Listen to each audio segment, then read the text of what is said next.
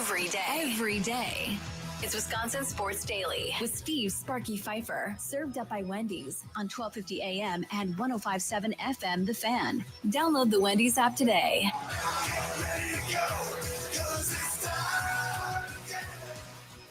I miss Charlie so much. I've missed Charlie so much. It's been too long. I can't. I love my family. I do, but I really miss doing this show, man. Like, I love doing this show.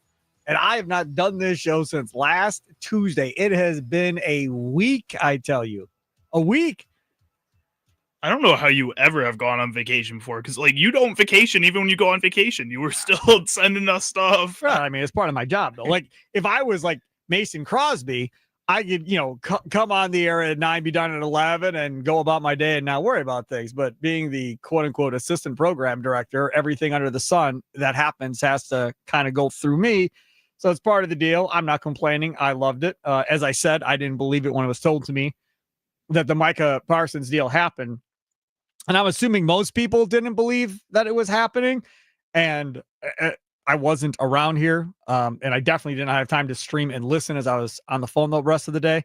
How was the excitement level as far as people calling in and tweeting and losing their minds? I saw the one Micah Parsons tweet had 60, 70,000 views or something crazy. Yeah, it was a lot of people kind of just in disbelief. Nobody at all believed it was happening. I got the notification. I read it to Mitch. It was from ESPN. I had to reiterate that on air. That was straight from ESPN, straight from Adam Schefter. No fake accounts, no fake check marks. And even like 2 days afterwards, people are still like, this has got to be fake. This can't be real. He's doing his press conference and people are still wondering if it's real, if it's fake. I mean, it was just honestly a whole world of disbelief. And I was very excited back in 2015 when the Bears traded for Khalil Mack, but that felt real. This felt like just beyond that. And that was a huge moment just in NFL history. This is just insane to be a part of that. So the trade goes down. And I'm at the Dell's outlets. They're literally in the store where I was. It's complete coincidence. So when I went out of town, I brought 2 Packer polos, a Packer sweatshirt, my Packer. So I was like 3 Packer polos, a Packer sweatshirt, and a Packer hat to go along with shorts, whatever. So I literally had Packer garb for every day. So I'm in the store on the phone, and I got dudes walking past me. Hey, did you hear about Micah Parsons? Hey, did you hear about Micah Parsons? Like, word spread like wildfire throughout the Dell's outlets within minutes of me finding out, everybody else finding out as well. Because, again, the fun thing about your phone and alerts from everybody is you find out immediately. You don't have to wait to read the morning newspaper the next day anymore. Yeah, it's immediate. It's immediate. So cool. Right. So cool. So then it's like, okay. So then it's like, okay, well, I better call into my own show to get a reaction. So I call in. And then as we were coming out of the break, Mitch and you discover the details of the trade. So then you tell me while I'm on hold that it's Kenny Clark and 2 1s. And Mitch is on the air talking. I was like, oh, hell yes, that's a great deal. What in the world? That's unbelievable. Because, again, I thought Edgerrin Cooper is going to go. Like, there's no way if you're the Cowboys, you're trading Micah Parsons and not getting back a superb, athletic, young dude on a rookie deal to take his place that you can mold and build, not maybe into him, but again, be that guy. ESPN has a piece out, it came out yesterday or today, and it goes over every team, right? And then they have like the bold prediction or whatever it is. You know what it was for the Packers? Edgerrin Cooper makes all-pro or second team all-pro at linebacker. I believe it. But instead, you go with broken down Kenny Clark.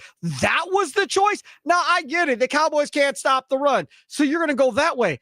But my goodness, as a Packer fan, you're jacked. You got a stud in Xavier McKinney, got a stud in Micah Parsons with a back issue, and you've got Edgerrin Cooper. Like, those are 3 legitimate, every year, star, Pro Bowl, all pro, whatever you want to call players on this defense all of a sudden. You don't have one of those guys at corner. But if we're being honest, between Micah Parsons, Gary, Edgerrin Cooper, you should be able to get home at a pretty high clip, more so than you were previously with what you had before going after the quarterback. Like, it is, like, you remember you and I talked about this before, and I was like, that ain't going to happen. But if it did, it's Green Bay and Philly at the top of the NFC, and then there's a gap. And I don't know if this makes them better than Philly, but it puts them there with Philly. Then I'm watching the coverage over the weekend, and one after another, everybody pretty much saying the exact same thing. Like, it puts them there with Philly, it puts them there with Philly. Then I'm on with Jeff Rieger in Detroit on Friday night as well on the ticket.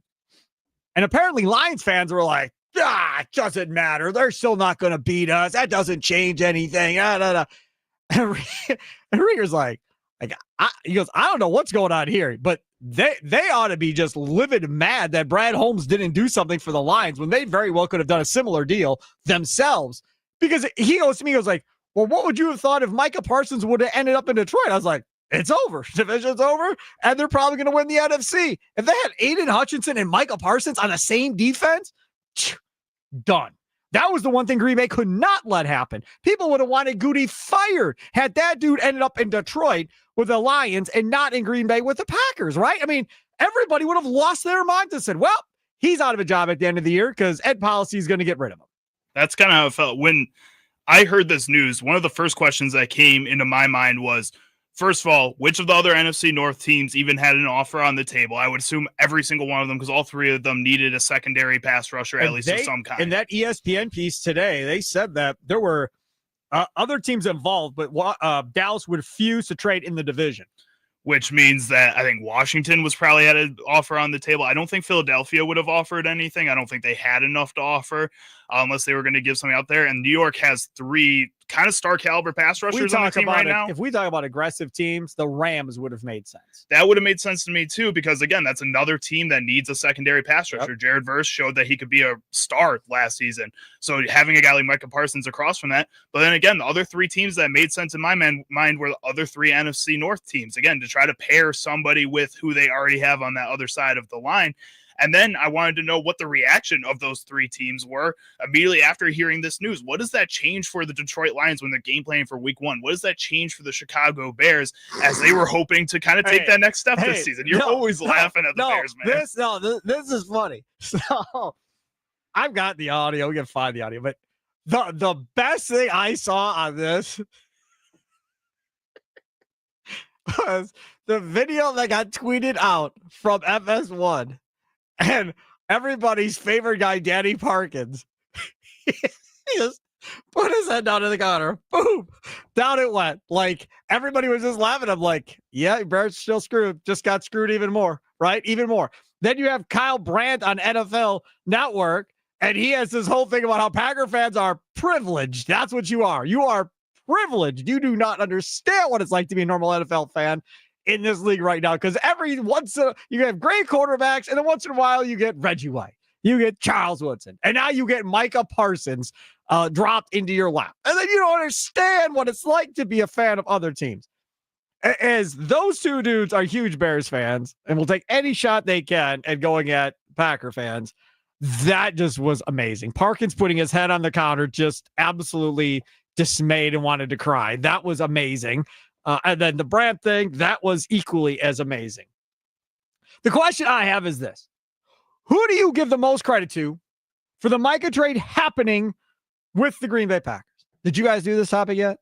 We have not done this topic yet. Who do you give the most credit to for the Micah trade happening with the Green Bay Packers?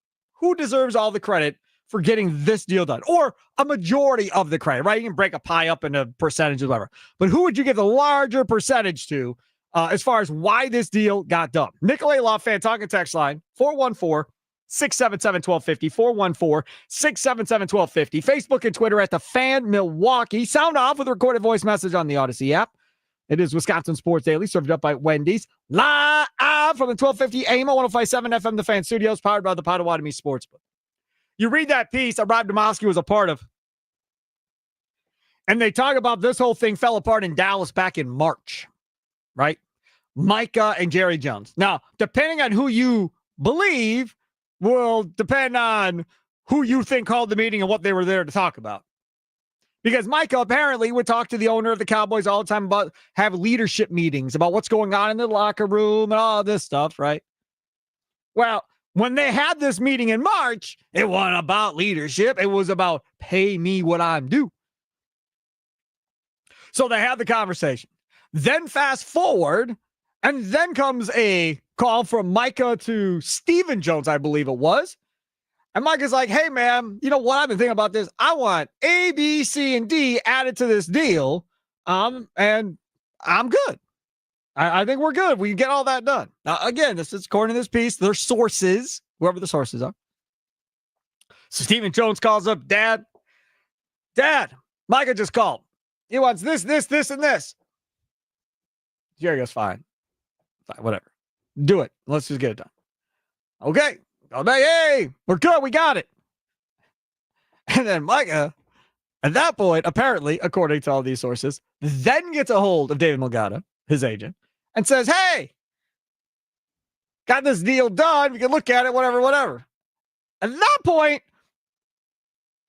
David Melgata lost his mind and said, what do you mean you've got a deal done? I haven't talked to Jerry Jones in months. What are you talking about?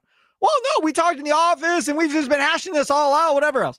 Now, the term for this that I did not know what it meant until I heard the Andrew Brandt interview from Friday in the Mason Crosby show, which was amazing. Go back, check it out on your Odyssey app, Audacy. You can also check it out on YouTube as well. Search The Fan Milwaukee, where we are live streaming right now. He calls it hot boxing. Hot boxing is cutting a deal with the player without the agent being involved, right? You cut the deal, then the agent comes in, takes over, finishes up the legal part of things for the player, and it's done. So there's actual no negotiation really between the GM and the owner and said agent of the player. And this apparently is how they did the Dak contract, according to reports. So he tried to pull the same rigmarole to get around Melgata. Well, Melgata's ego is way bigger than apparently most, as it should be, because he's like super agent in the NFL. And he's like, no, you're not. You are not. So then it was like, tell you what, Jerry, see this thing that Michael was telling me about. So this is where we're going to start the negotiations, and then we'll work up from here. Now, the guaranteed money that they had agreed upon was more for Micah Parsons with the Cowboys than it was with what he got with the Packers. The difference is the Cowboy deal was a 5-year deal.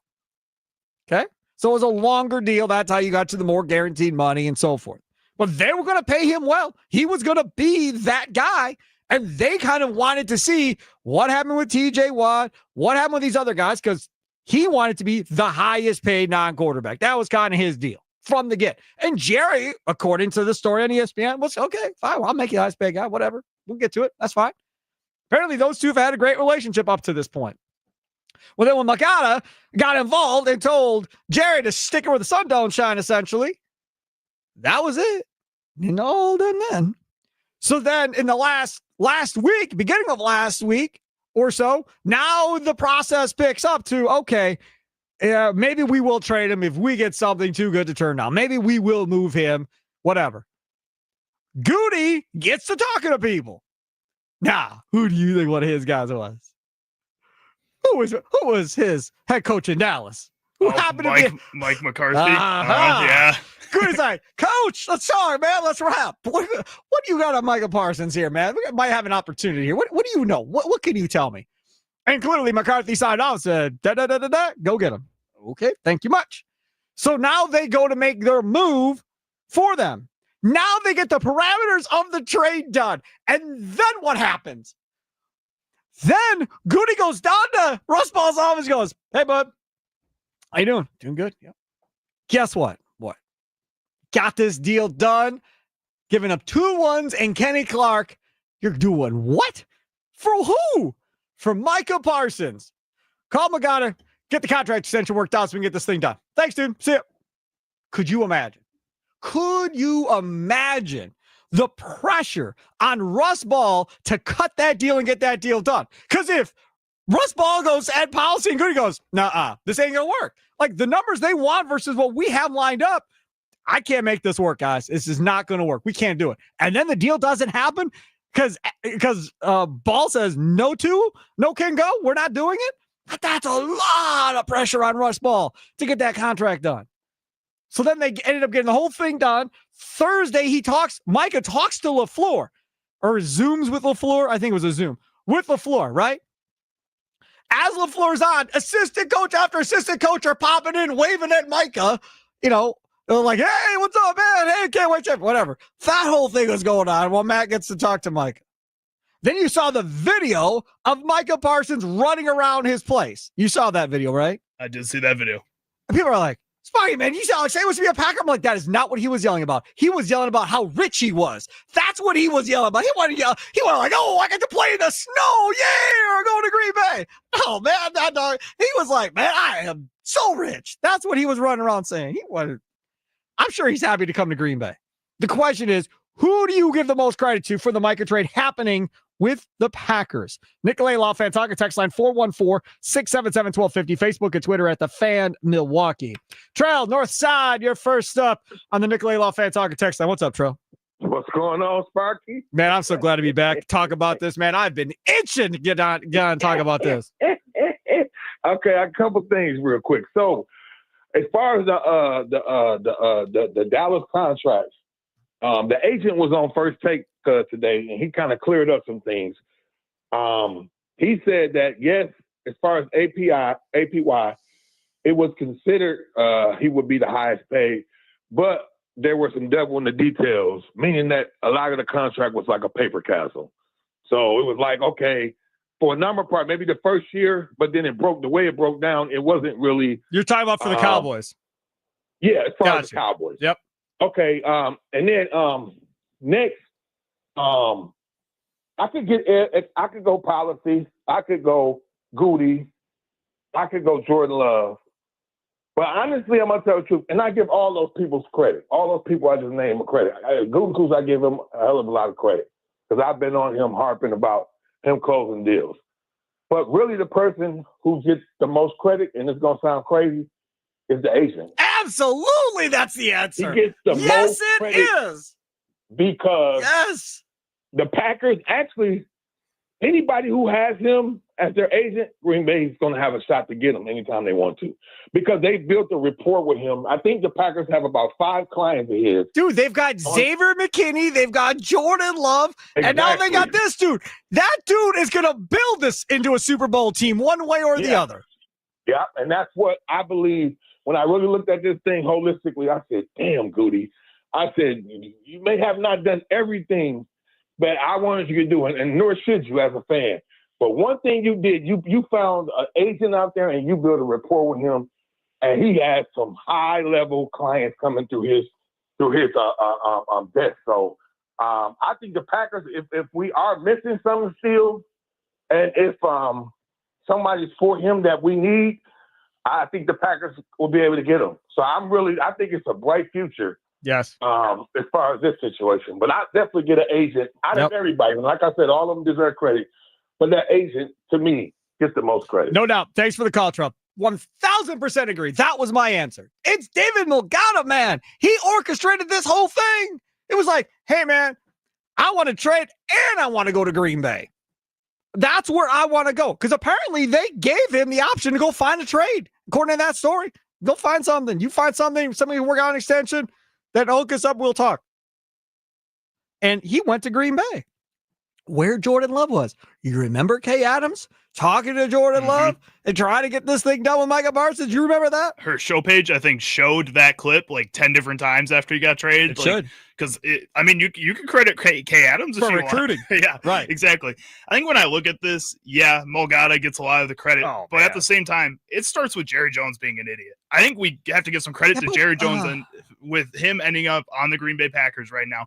Because first of all, if I'm an NFL owner, if I'm an NFL GM, like Jerry Jones is in both those situations, you don't let a Micah Parsons go. You pay him whatever he wants. You figure out the best way to keep him in Dallas, especially when he's out here talking about how much he wanted to stay in Dallas. And David Mulgada is going on First Take talking about how much Micah Parsons loved Dallas and that he played in the blue and white at Penn State because he wanted to be a Dallas Cowboy at some point. All these other things. That man didn't want to leave Dallas. You forced him out of Dallas. And the Packers were just the beneficiaries of that. They were just sitting there waiting for it. And they offered a kind of, honestly, a subpar package for a player like Micah Parsons. And Jerry Jones said yes. So I think it's Jerry Jones that deserves a lot of credit for this. I'll give you another person that I don't know how much credit he deserves, but that is something that I would like to know from somebody inside over there in Green Bay. How much of a push was there from Ed Policy on this? That's what I'd like to know. How much of a, hey, dude, Remember, we talked about this before I left too. Remember, I think it was Tuesday's show before I left. I said, hey, man, you can go down to Goody's office and be like, hey, man, listen, you got 2 years left on your deal. You want an extension? I want you to go get me Micah Parsons. Like, even if it doesn't work, I'm going to extend you regardless. You give me Micah, I'll get you an extension. Figure out how to get it done. Right? And Goody's like, okay, that's not the Packer way, but I'll see what I can do. Okay, then. Like, I don't know. Maybe Ed didn't give him a nudge. Maybe this was Goody on his own and he went to Ed after the fact. He's got to get Ed's approval either way to get this big of a deal done and everything else. So either way, Ed was involved at some point. But my question is, was he involved in the beginning to give the initial push to Goody to go get this done and the blessing of go get him, start calling, do what you got to do? Or was this Goody self-motivated to go do this without hearing a word from Ed Policy on it? Well, and my other question about Ed Policy was... Because he said he gave him his blessing or whatever Right. Goody said in the presser. But how much of this has to do with them not being aggressive enough on maybe a Myles Garrett or a Trey Hendrickson or a TJ Watt? And now this is the fourth name that's reportedly available at the trade or for trade from one of these teams. And you have to go out and make it when the fourth time it's there ready for you and they didn't go for it the first three times. Right. Is it just Micah Parsons or did he just want a pass rusher in general? Younger than TJ Watt. Mhm. Younger and better than Trey Hendrickson, right? I mean, they got to do that's like Andrew Brandt said on Friday. He's still ascending. He ain't on the other side. You could argue TJ Watt, once you're past 30, 31, you're starting to come down the other side, baby. This cat ain't even close to that. And this deal's going to be up right around age 30. And then at that point, the Packers going to be like, either they want him, sign him again, or they could trade him and get picks back for him the last year of his deal and redo it. I mean, that gives them so much leverage going forward. I mean, it's huge. It's huge. And I think that, yes, he is younger, but I think also this is from the pressure of everything else. You went and you got that wide receiver in the first round. I don't think that was all just on Murphy or Gutekunst in that situation. I think Ed Policy probably had a little bit in that too. I think they talked to him and they were talking about that. 4 linebackers on the cut. And Right. everybody's like, holy crap, maybe they are going to do something. They only kept 4 linebackers. And even when that happened, I was like, nope. I know it seems like it, but I still don't believe this is happening. But I think when that cut happened, he thought in his mind that he had a legit shot to get it. He was worried, if you read that article on ESPN, he was worried that Jay was going to change his mind the last minute and be like, nope, not doing it. I'm keeping him. And according to that article, Micah would have played. He would have played this year. Had they kept him, he was going to play. He wanted to be a Cowboy. He said that. He wanted to be there. It's absolutely crazy. All right, time for your fan weather forecast. Right now, it is 77 degrees, partly cloudy skies. High of 78 today. And let's see here. Low of 61 degrees tonight. Coming back on the other side, we're going to talk a little bit about the Milwaukee Brewers. And Jacob Mizorowski specifically. Touched on Shelby Miller a little bit too. That comes up next. Then Bob Sturm was on from the Pack-A-Day radio show this morning talking about the Cowboy sides of things. Want to get into that at 2:40. Andrew Wagner, Forbes Sports Brewers writer down in American Family Field watching band practice. He'll join us at 3:20. Tom Silverstein, Packers beat writer from the Milwaukee Journal-Sentinel. Spoon will join us coming up at 4 o'clock during a Green and Gold update brought to you by the Potawatomi Sportsbook.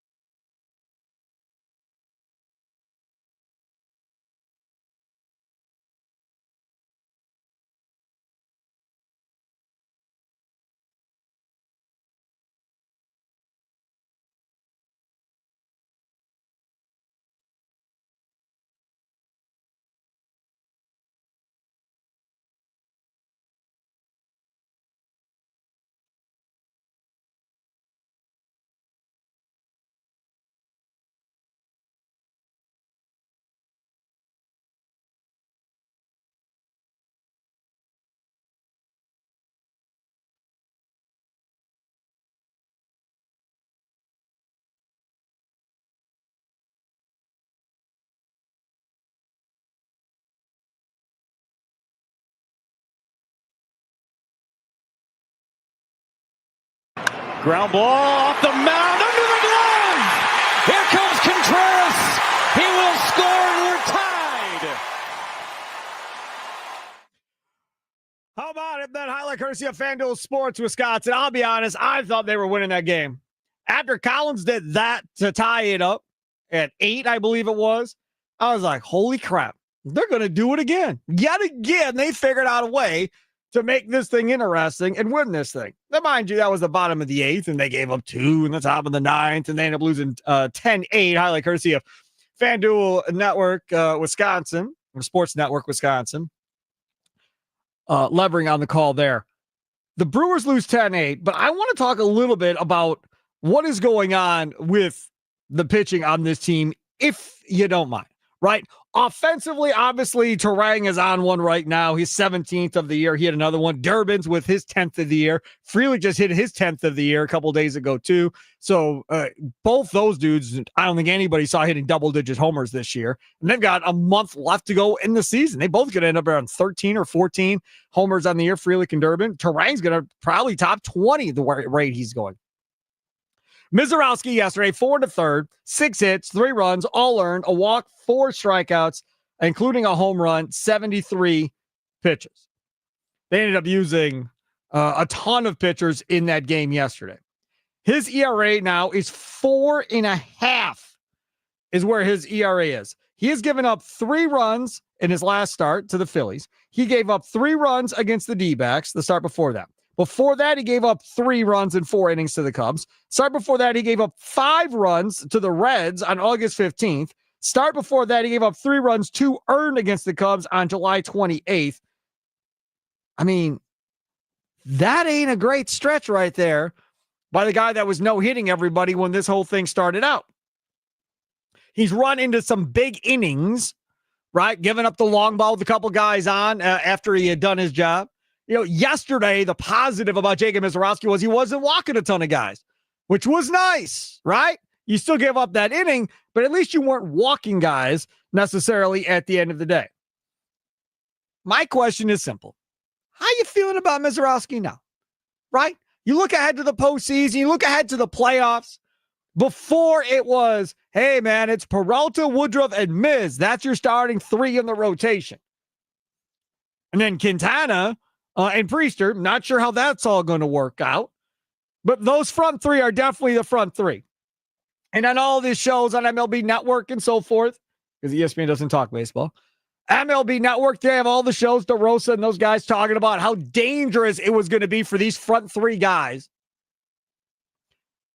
to go against if you're an opposing team, right? So if you get the Cubs and the Brewers, man, I wouldn't want to deal with Peralta, Woodruff, and Mizorowski.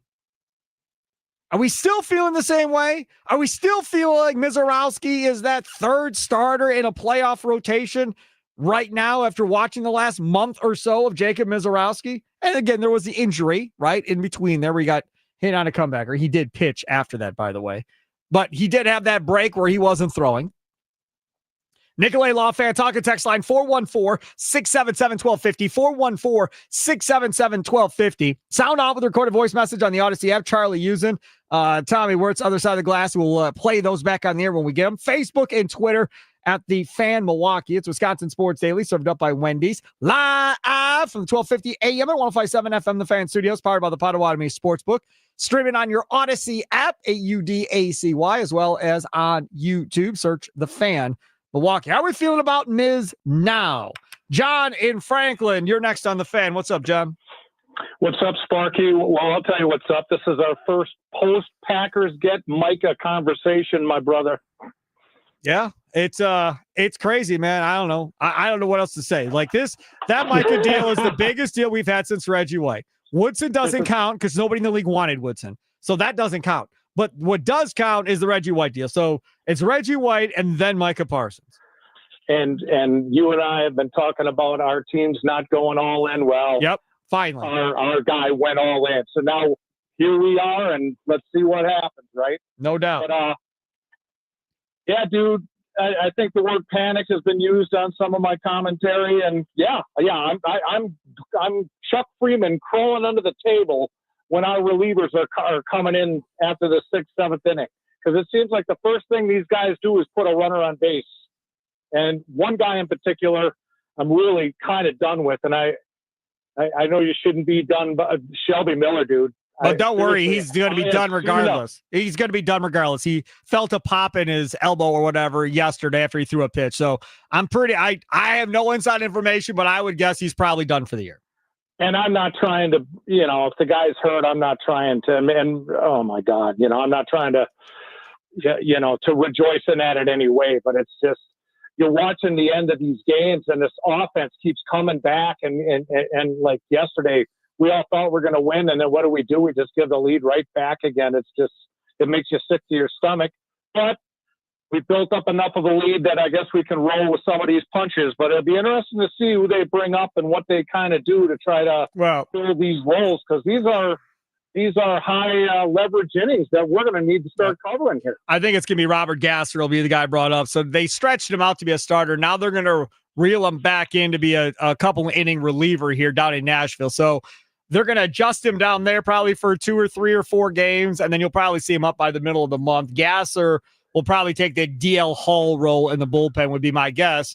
And then you'll see Z more in that high leverage situation out there with Koenig and Uribe and Mears to that point too.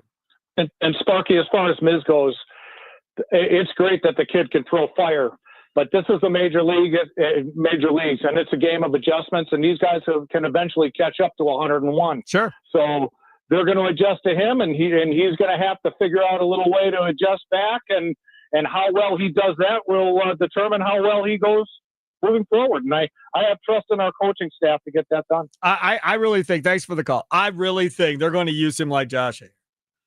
I think that's how this is going to be. If Woodruff or Peralta or Priester or Quintana, whoever that third starter is, if they get in trouble, say 4th inning, right, early in the 5th, he's going to be the guy that's going to come in and they're going to ask him to get 2 innings and not have to go through. When they talked to Mizorowski, I don't know if you saw that. Mizorowski's like, hey, man, it's 3rd time through the lineup. You know how it goes. Yeah, dog, but you ain't the 5th starter, man. Like, you're supposed to be the top 3 guy. I get the whole 3rd time through the lineup. What's the big deal? I mean, I understand where you're coming from. I get it. But realistically, if you're going to be that guy like everybody wants you to be, yeah, man, you got to get through the 3rd inning. You got to go get through that 3rd time through the rotation. Part of the problem is they don't ask these guys to get through 3rd time through the rotation until now. They weren't asking anybody to go 3 times through rotation in April, May, and June. Not that often. It barely ever happened. Now we're to that point of, okay, now we need you to work longer into a game. Yeah, and like John pointed out, sometimes these guys will start to figure you out. And the other thing that's going to happen is you get more fatigued and you're throwing, every 5th day, where before maybe you weren't as much. Now your stuff might start to lose some of the movement and so forth later into games. Some of these guys, these starting pitchers, actually build up. Their velocity is, 94 in the 1st inning. By the time you get to the 6th inning, all of a sudden they're throwing 96, 97. Woodruff is famous for that, where his velocity builds throughout the course of him being out there.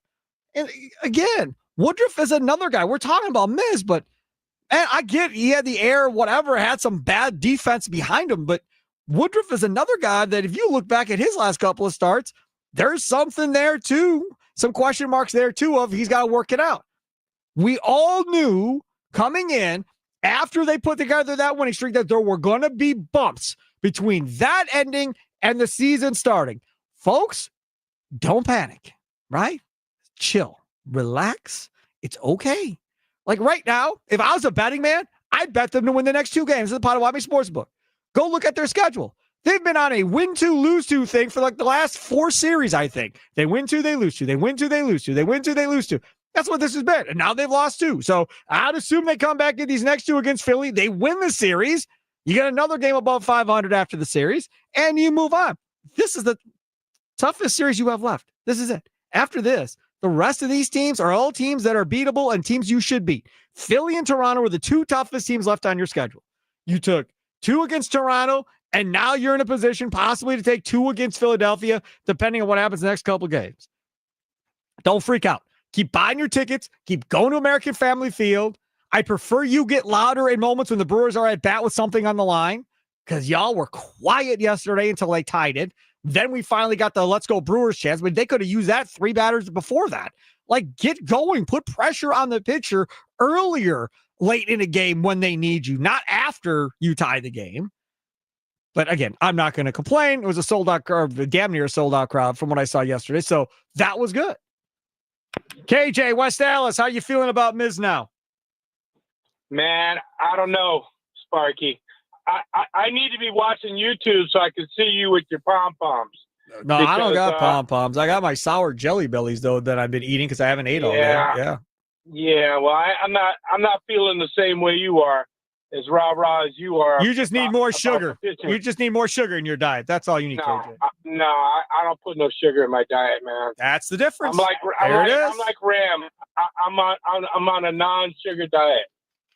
So I would die if I tried anyway, Miz, man, he's a little bit too nonchalant for me when he's out there, and I don't know, like you said, people are going to catch up, and they've already got the book on him. You know, after the All-Star break, he has not, been the same guy, that we thought he was. He's got that electric fastball. It's elite.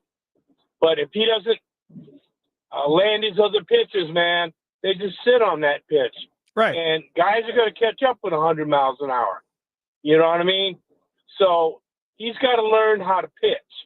He's not a pitcher. Well, and they right say that is why Quintana is such a big deal for Mizorowski, because Quintana works with him on the side as far as the mental side of things. They're saying he's attached at the hip with Quintana. Now, if that's the case, that can only be but a good thing, because Quintana doesn't throw hard at all. He has to pitch in order to stay in the big leagues as long as he has. Absolutely. Yeah, and so I hope they have some guys that can come up and spell some of these guys, because a lot of this, to me, seems like mental fatigue as well as physical fatigue. Sure. Playing that tough schedule in the last, 18, 19 days. Yep. But the other thing is, I'm not sure what they're going to do. Maybe you can tell me, Sparky, when Rhys Hoskins comes back. They're slow playing Rhys Hoskins. This Rhys Hoskins thing has me irritated, so we'll talk about it. Thanks for the call. I'm going to tell you what I'm irritated about. I'm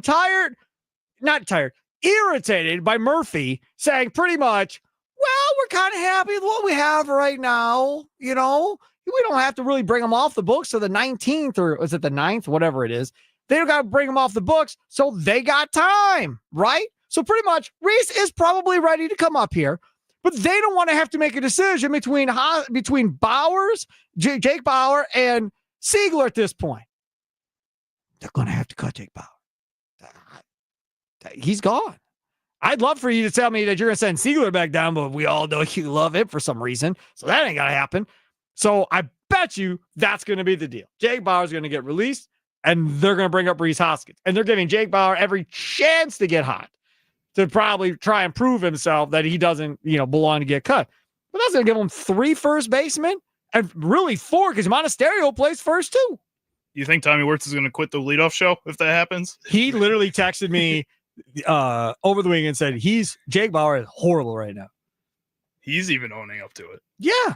Well, he is. I mean, what are we going to argue about here? There's got to be some kind of faith in that from the guy that is the biggest fan of Jake Bauers that I've ever met in my entire life. Got to be honest.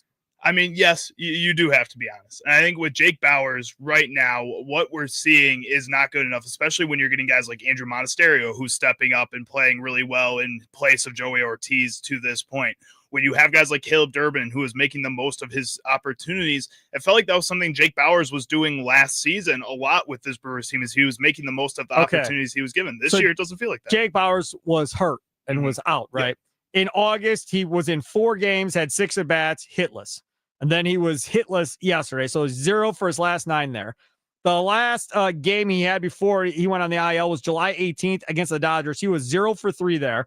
Before that, the Nationals 0 for 3. He hasn't had a hit in the game since July 6th was the last time he had a hit in the game. So let's see, that's 3, 5, 8, 11, 17, 20. So he's like 0 for his last 20-some was the last time Jake Bauers had a hit. And Jake Bauers in July hit 87. Jake Bauers hit 87 in July, folks. In June, he hit a $120. He was good in May, 262, 367 on base. He's been horrible since June, man. A $120 and then under 100 after that in July. Hey, man, I like Jake Bauers. He's clutch. He's been that guy from over the course of time. But sometimes you just gotta, face it. This ain't his time. It's just not his time at this point. Ram, North Side, you're next on the Nicolay Law Fan Talking text line on Wisconsin Sports Daily, served up by Wendy's. Sparky with you. What's up, Ram? Hey, Sparky. I'm kind of with Charlie on this. I'm not gonna hit the panic button on Mizorowski. I like the idea that you have a talent sometime and you just gotta throw him in the fire. Yep. You got to, Sparky. Sometimes you just got to. But it's enough veteran players around him. My big concern now is getting Jackson Cheerio back up to snuff, and then we got Hoskins, and just have 23 games left. I don't know what team goals they got, maybe win 100 games, but just try to finish out the month of September strong. Yes. I think that'd be the key thing. That is the key thing, right? You can have your bumps here for the first couple of weeks of September, but the last 10, 12 days of September, you want to start be clicking on all gears again going into the playoffs. Now, Sparky, I'm going to say this. This is what I always say, and I say this all the time. I say it's not just playing in September. The weather changes. Because you remember the Brewers had a slow start because a lot of those players from from the below the equator, they're not used to this cold weather. They're here. But we just, they're pros. No, it don't work like that. But when the weather got warmer, they start picking up. Then they just went into this big push. But now when you stand outfield and it's 45 degrees, I'm just saying. We don't got to get to 45 degrees already, do we? I mean, we're already talking about highs in the 60s when starting they go to Thursday. some of these other parks that don't have a dome. Oh, right. Yeah, no, you're right about that. Saying, they go to Philly. They don't have no dome in Philly. No, you're right. No, can we play strong? That's what we're looking for that. And then go Green Bay, go Pack, go. Go Pack, go. That's right, Ram. Thanks for the call. Appreciate it. The Meal of Misfortune devised by Wednesday Addams is available now at Wendy's, where you must surrender to your fate. Comes with a rest and 10-piece nug, small cursed and crispy fries, a small Raven's Blood Frosty, and, of course, 2 of 4 mysterious dips of dread up the torment. In Wednesday's words, it's pure torture and tribute to the suffering that waits us all from the dips of dread. And the best part is you never know what you'll get. Each uniquely insufferable in its own torturous way. It's got to be Wendy's. Watch Wednesday Season 2 only on Netflix. Available for limited time only at participating U.S. Wendy's while supplies last. Coming up, we'll hear from Bob Sturm out of Dallas. Get the Cowboys sides of things on this whole deal with Micah Parsons from earlier today on the Pack-A-Day radio show. It's Wisconsin Sports Daily, served up by Wendy's. Live from the 1250 AM at 105.7 FM The Fan Studios. Powered by the Potawatomi Sportsbook. Sparky here.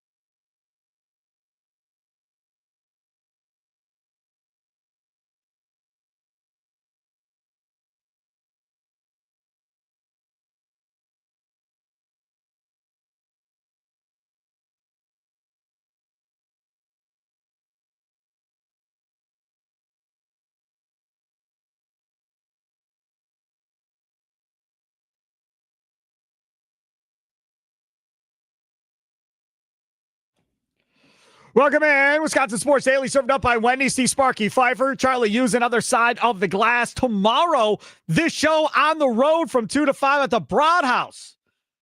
Down there, Martin Luther King Drive. Few doors down from Naders, down in that area. Come on out, say hi, hang out with us. Sun Cruiser, Vodka, Iced Teas will be doing their thing as well out at the Broad House from 2 until 5 tomorrow afternoon. Come hang out. We'll have shirts, hats, where are those? Pop sockets for your phones, all that fun stuff. We'll be out there with me doing the show tomorrow, 2 to 5 at the Broad House. Come on out, say hi, maybe have a little bit of a late lunch, listen to the show, and look forward to seeing everybody out there again. Thanks again to Sun Cruiser for making this all possible coming up tomorrow. All right, let's talk a little bit about the interview from earlier today on the Pack-A-Day radio show. I wanted to play back a couple of these cuts from Bob Sturm, who is down in Dallas, and talks a lot about a couple of different things. First of all, let's talk about in how he can be an individual at times. Well, it's complicated, right? Micah Parsons is a very rare talent, and we can't lose sight of that. So I don't assume anyone up in Green Bay or Wisconsin has lost sight of the special points of Micah Parsons. Right. But look, I'll tell you, he's a little extra in this environment, as the kids might say, in terms of just there's a lot that comes with the dinner with Micah Parsons, and not all of it is smiled upon by his teammates. He's, I guess in today's day and age, it's not that big a deal. He's not breaking laws or anything like that. It's just he is very, I don't want to say individually wired, but he plays for the National Football League rather than his particular franchise at times. Okay. Couple things. You are in Jerry World in Dallas, Texas. You are, if you've heard the stories about how that whole thing is set up, they essentially give tours and people are looking in at you while you're working out or whatever else.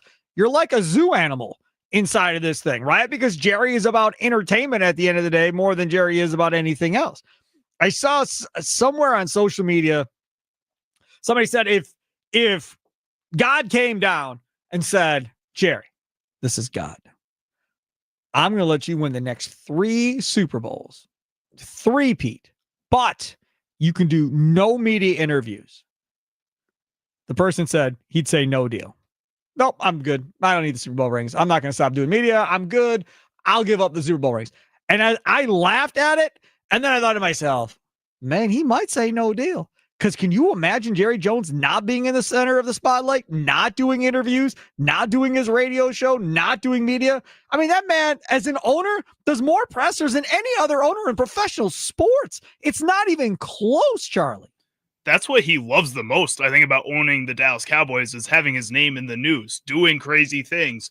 I think last season when everybody's complaining about the windows at this stadium blinding all his players, he didn't care that it was the windows. He just cared that the Cowboys were being talked about because right at that moment, nobody was talking about the Dallas Cowboys otherwise. Right. He just wanted that team name in the news. He wants his name in the news. So if he's not talking, then what's the point of owning a football team? Absolutely right. So Bob Sturm continues on the Pack-A-Day radio show earlier today with Andy Herman, talking about Micah Parsons, the trade, what he does on the field, all that stuff. Now, on the field, there are some limitations to his game.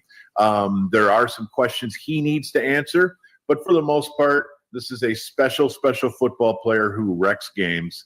And, from a Packers standpoint, I guess I expected them to get in on somebody like T.J. Watt, just because of the Wisconsin ties and because of his age. It made him a little easier to acquire. I know up there, the J.J. Watt and the T.J. Watt rumors have never died, truly. And so I guess I expected that would be the bold strike. And frankly, getting T.J. Watt at age 31 probably would have cost 2 firsts. And to get Micah Parsons at age 26 for 2 firsts is pretty crazy business from both sides. I can't believe Dallas didn't get more.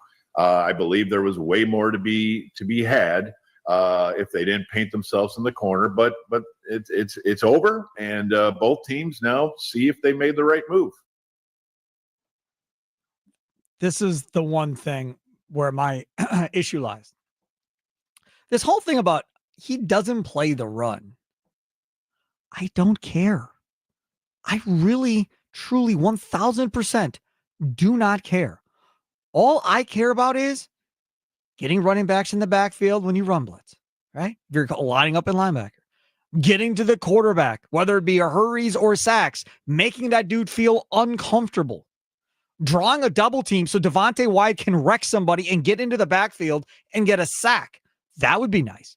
Moving Lucas Van Ness inside and he gets the double team and Lucas Van Ness wrecks somebody and he gets into the backfield to make a play.